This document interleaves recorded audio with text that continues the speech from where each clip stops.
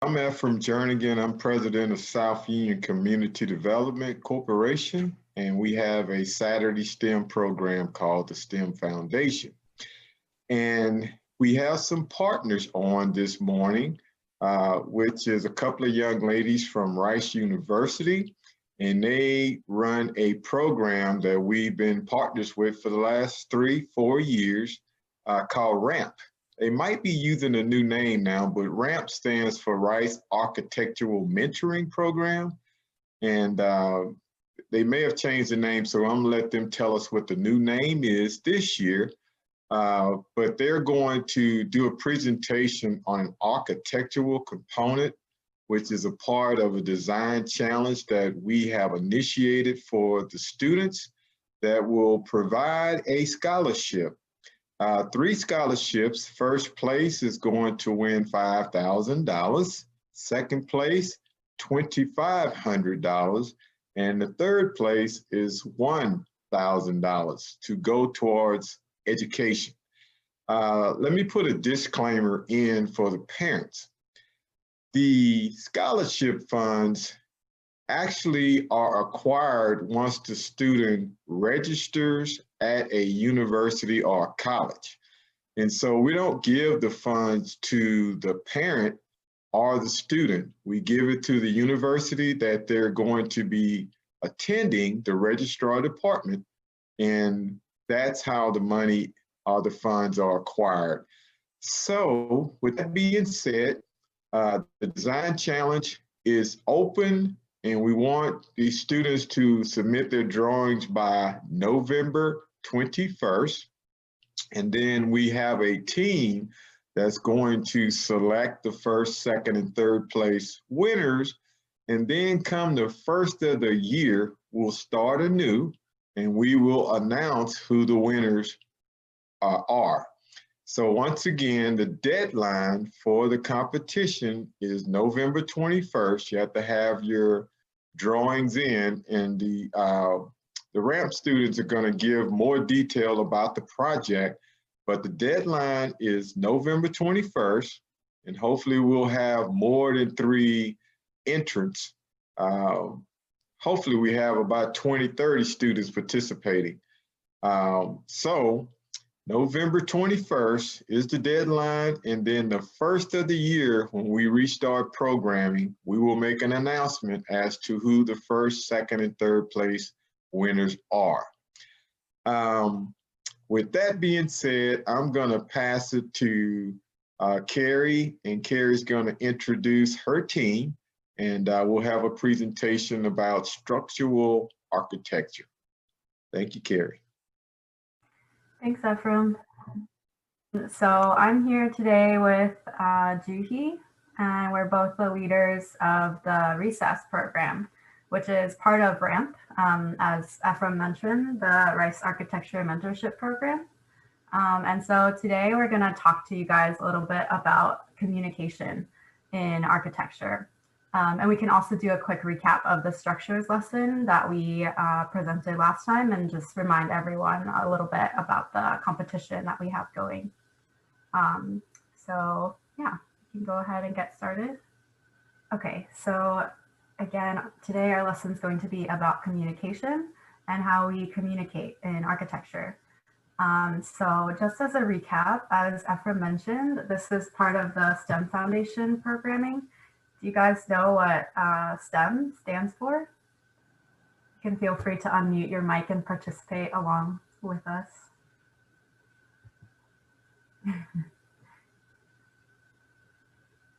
Okay, I'll go ahead and share what STEM means. So STEM is science, technology, engineering, and math. And currently it's also adding an A, which makes it STEAM, with architecture as part of this group as well. So that's what we're going to be focusing on today. So just for kind of quick recap from how we've usually run our lessons in the past, we want to give kind of very quick and easy roadmap, or simplified roadmap of how you become an architect. So first you would go to school, do well in in high school and go to a university that has an architecture program. So in Houston, that might be Rice, or University of Houston also has a really great architecture program. And within Texas, there are so many different universities that you could choose from, and they all have really great architecture programs. And these will all provide you with licensed degrees. And after you go to school, Sorry. That's okay. Okay, after you go to school, you also have to go through different internship programs and take some exams in order to become an actual licensed architect. So that's sort of the process. And then we can go straight into our lesson for today. Yeah, so again, we're talking about communication. I wanted to ask if you guys could just give me like really quick, what is communication? How do we use it right now? How do you use it in school or at work? Just like a few answers.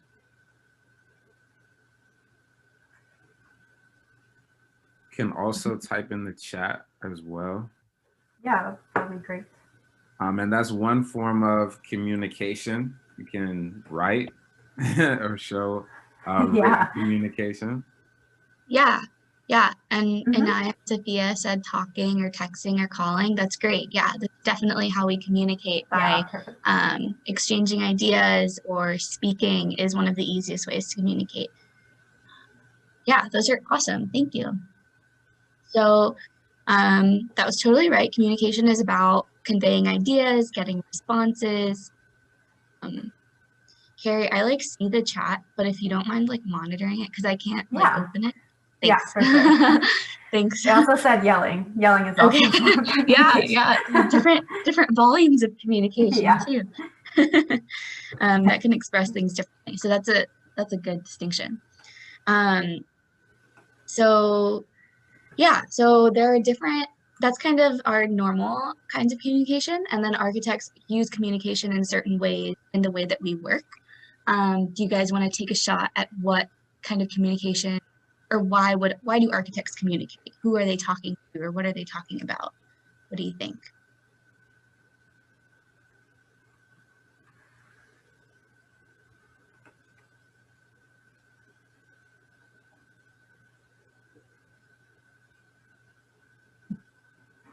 So one reason we communicate is because we always have a lot of ideas and a lot of concepts that we want to convey. And sometimes if one person is designing or two people are designing, you have to express that to other people, right?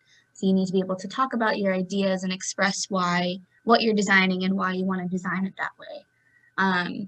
Another reason is in architecture, there's a lot of collaboration, there's a lot of teamwork. So we have to use communication to work in teams, to work with clients, to work with other people in school or in the firm.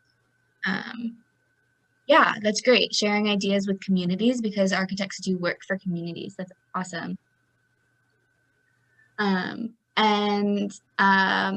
Finally, to work with teams again to construct our buildings. So architects are the ones who are designing the buildings, and there's a separate team of people who are actually constructing the buildings. So making sure we have clear communication between everyone who's involved in a project is really important.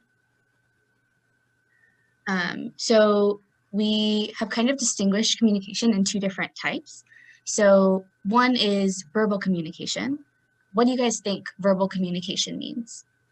We already kind of touched on it. Talking? Yeah, exactly. That's perfect.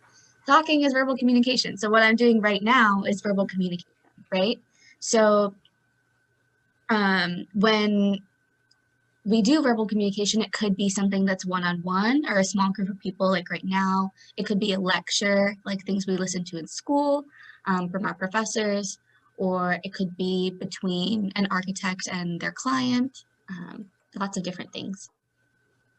And another type of communication that we use is visual communication. What do you guys think visual communication is? What does visual mean? Eyesight? Yeah, it's things that you see, right? So visual communication is things that you draw, or in some cases, so typically in the olden days, a lot of architects would draw all of our construction drawings and all of our details about buildings, and then those would be given to the people who actually construct the buildings. But breakfast.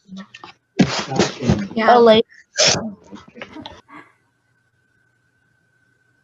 we have a lot of different kinds of technologies now that we can use to model our buildings on our computers or in softwares. At Rice, we use a program called Rhino, and that's where we model all of our buildings. And that makes it a little bit quicker and a little bit easier sometimes to do a lot in a model. So that's really helpful. Yeah, so much like architects, a lot of other designers and creatives also have to learn how to communicate in these ways. So here are some patent drawings of various different products that also require a lot of communication skills. These are different types of drawings. Do you guys recognize what any of these products are?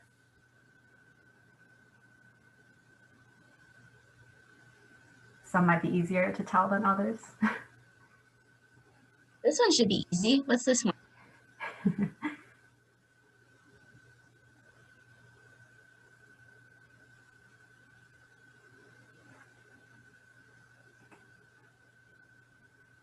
Again, you guys can also type in the chat. Yeah, thanks for keeping the chat up. Yeah. Mm-hmm. I feel like I've seen those in a movie. Those look like some pretty expensive athletic wear. Yeah, cool. So we can go to the next slide. So those are Nike mags. And then there's also Legos on the far left. And in the middle is an espresso machine, which looks pretty complicated to me. So this kind of detail in drawings is a lot of the things that show to the people who are constructing buildings or who are making things. That's another kind of communication. All of the measurements, all the places of all of the parts and things like that is necessary. Mm-hmm. Yeah, so in architecture, we have kind of three main types of drawings that all architects have to be able to draw in order to communicate our ideas. So the first one is a plan, which is if you're looking from the top down into your building. And the middle one is a section, which is if you kind of cut the building in half and look into it. And then the elevation on the far right is if you are just looking at a building straight on and you see all the windows and kind of the porch and everything with that house. So in order to illustrate this a little bit more easily with an object that you guys might know, we'll start with an orange. So let's see how an orange looks in plan. So if you're going to cut like a horizontal plane through this orange, that's what it might look like. And you guys could even do this at home with, if you have an orange or if you have any other types of products that you might use. Food is a good example. So plan is when you are looking top down into your building.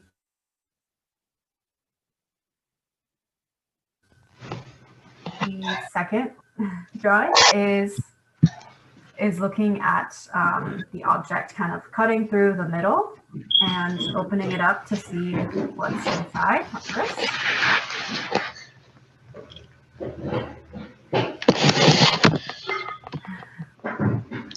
And the final drawing is the elevation.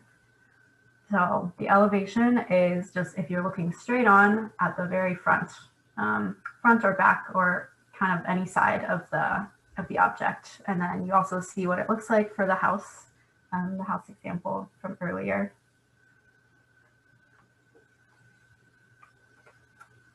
Yeah, so these are all the three drawings, and together, the idea is that together all three of these drawings could help you actually reconstruct the entire object. So you see that for the orange, it's a circle in plan when you cut it horizontally, and it's a circle in section.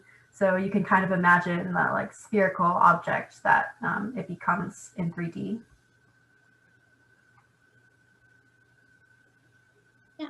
Anaya and Sophia had a great comment, that we can see the inside of the house. And that's a great observation because you can kind of see from the top, you can see that the bedroom is next to the bathroom and that's next to the kitchen. And you can see how big the spaces are relative to each other, right? So you see that the living room is really big compared to the bathroom, right? Which makes sense. You're going to have a larger living room. And then you can also see that there's another bedroom upstairs above the living room. So there's one on top of this one too. Great observation. Now we're going to talk. Oh, go for it. No, sorry. They just said it looks like an apple. You can also do it with an apple too. Maybe that might be a good exercise to see how. Yeah, that'd be fun to try. Yeah. Oh no, I'm actually talking about the orange. It looked like an apple to me. Oh, okay. This one. Yeah. That's funny.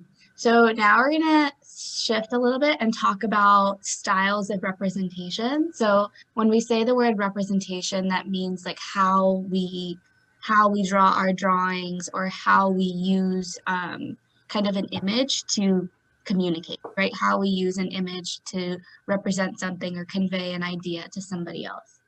So do you guys see any techniques here just in these few images right now?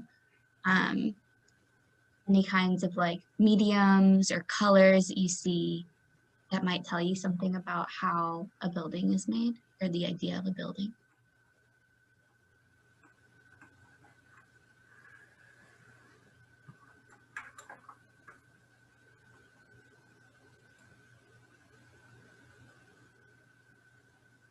We can go into a little bit more detail.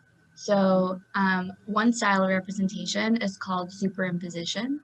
And what this means is kind of like layering things on top of one another. So we have a lot of different layers and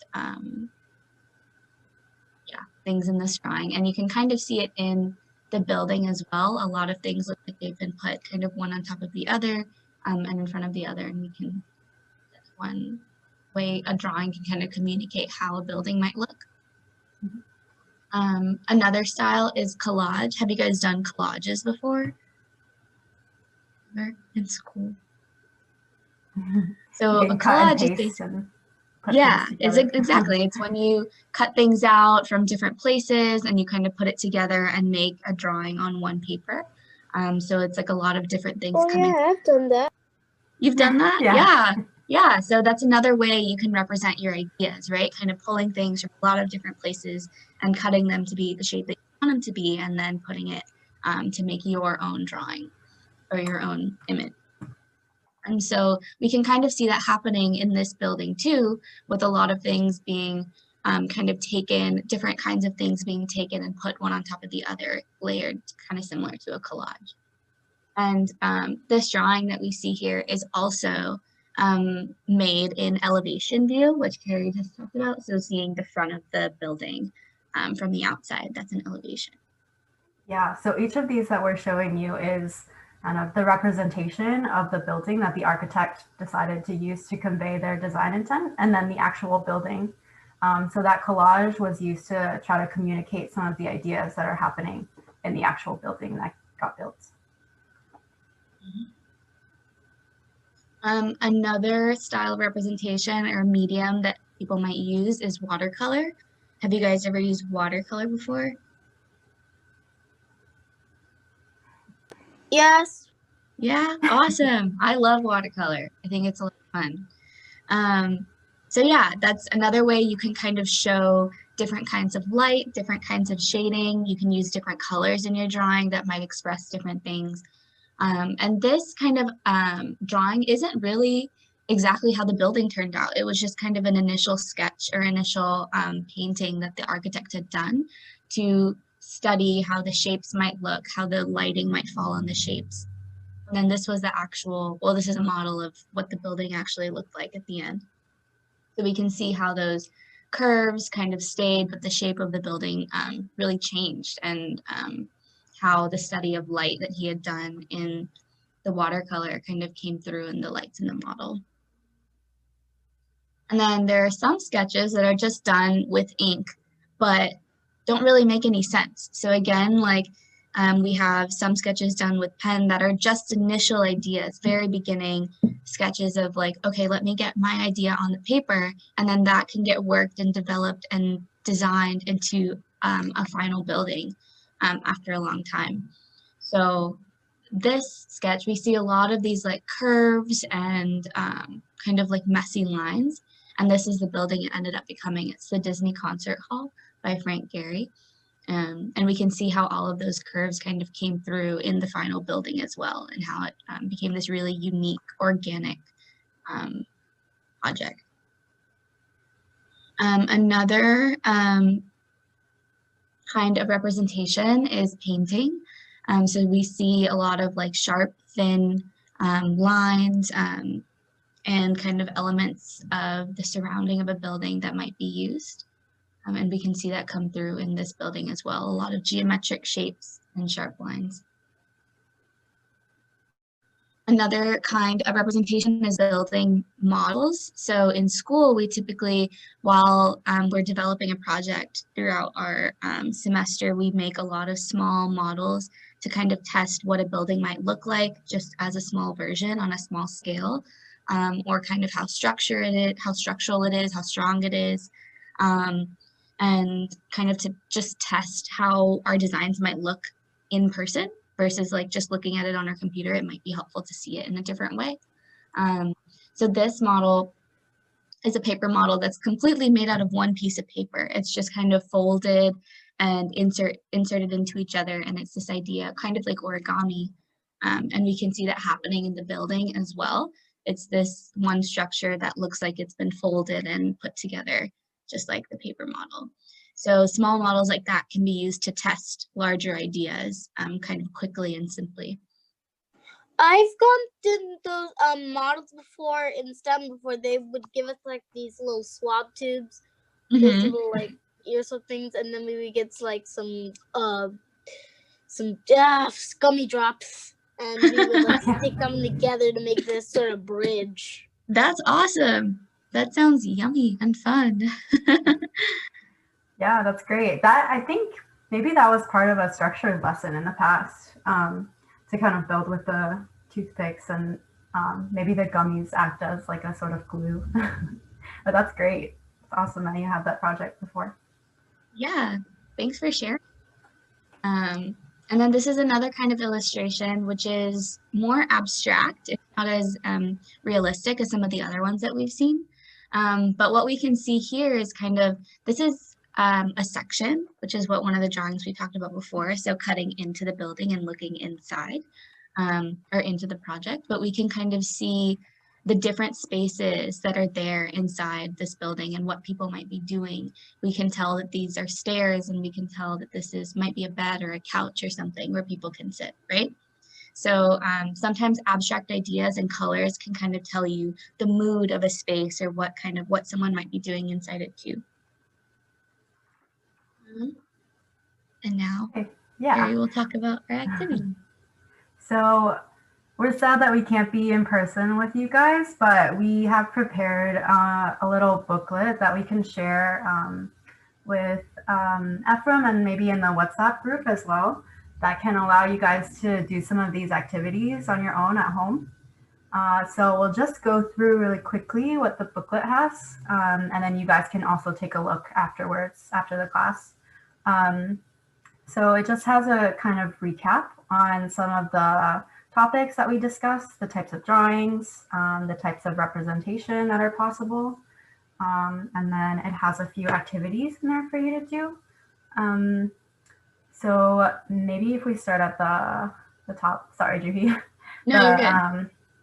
The top one. So that's an image of a building, a very famous building, the Kimball Art Museum by Louis Kahn. And so that exercise is kind of a starter exercise, just trying to get you guys to think about what the different drawings are. So if you could label which one of those is the plan and which one is a section when you're cutting through and like seeing inside to the house or to the building, and then which one of those is the elevation based on that image that you see there. So that's the first first exercise. And then we have a couple others there for you as well. One is to draw an object. So I guess you have an orange or an apple or something at home that you want to try to understand as like a full 3-dimensional object. You could start to draw the plan and elevation section and also perspective maybe of that object, just to understand the ways in which the architect also thinks about buildings. And then the next activity that we have is to try to draw your own building and think about the different representation styles that we talked about today. So collages, watercolor, all of those different types of things that we talked about, maybe painting, that you could also try to represent a building and trying to keep a consistent style and come up with your own design. And for the final one, we also, as architects, think a lot about representing spaces in 3D, in physical models. So we have a little template that you guys could print out at home and try to fold up into your own house, or you could make your own also. We have some kind of sample images of what people have done with little model houses. So you could try to build something like that, or you could build a completely new design of your own. On the last page of the booklet, we have a little template that you could use to kind of cut out and glue, put together to create a home that we have kind of designed for you guys to be able to put together in 3D. So we'll share this activity booklet through the WhatsApp group if you guys are in that, and if not, I can also drop that link in the chat. I put it in the chat. Okay. Oh, okay, perfect. Yeah, so that's the booklet. You guys could print it out and work on it at home, and it just has a recap of the lesson that we taught today. And yeah, that's it for us. Does anyone have any questions?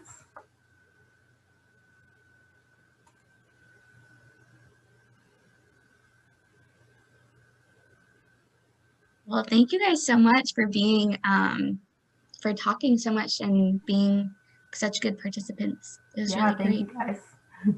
Awesome. I'd like to say thanks for doing a marvelous presentation. I learned something.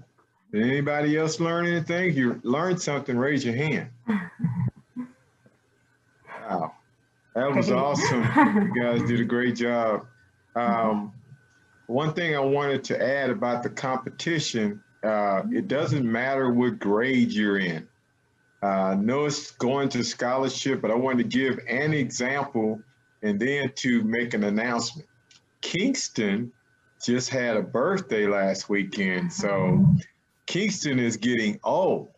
So if Kingston, here's an example, if Kingston is in the 8th grade and he wins this competition, we will hold the funds for Kingston to go to college for 4 or 5 years, however long it takes for him to graduate and get ready for college. So it doesn't matter what grade you're in right now. If you win, we will hold the scholarship funds for when you're ready to go to college.